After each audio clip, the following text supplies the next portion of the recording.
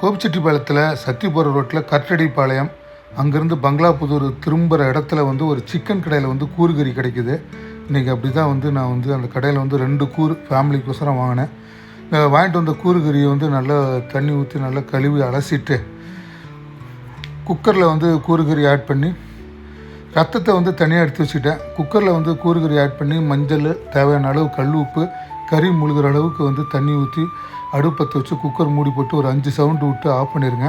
சின்ன வெங்காயம் ஒரு தட்டு முழுவதும் எடுத்துங்க. காரத்துக்கு தகுந்த வரமிளகாய், இஞ்சி பூண்டு, தக்காளி வந்து சின்னதாக இருந்தால் 2, கொத்தமல்லி, சீரகம், மிளகு, கசகசா, பட்டை, கிராம்பு இதெல்லாம் கொஞ்சம் எடுத்துகிட்டா போதும். தேங்காய் அடுப்பத்தை வச்சு ஒரு பாத்திரத்தில் எண்ணெய் ஊற்றி எண்ணெய் சூடுனதுக்கப்புறம் சின்ன வெங்காயம், இஞ்சி பூண்டு நல்லா பச்சை வாசனை போகிற அளவுக்கு நல்லா வதக்கிடுங்க.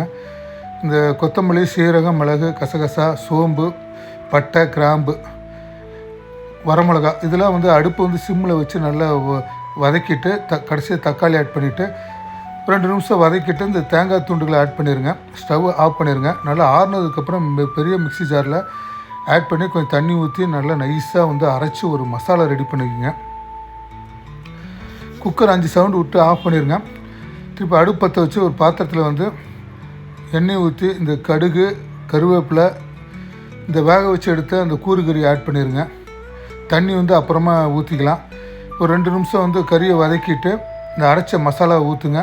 நல்ல ஒரு மசாலா கெட்டி மசாலா வந்து ஊற்றி ஒரு 5 நிமிஷம் நல்லா வதக்கிட்டு அதுக்கப்புறம் தேவையான அளவு தண்ணி, வேக வச்சு எடுத்த தண்ணி, உப்புலாம் செக் பண்ணிக்கோங்க.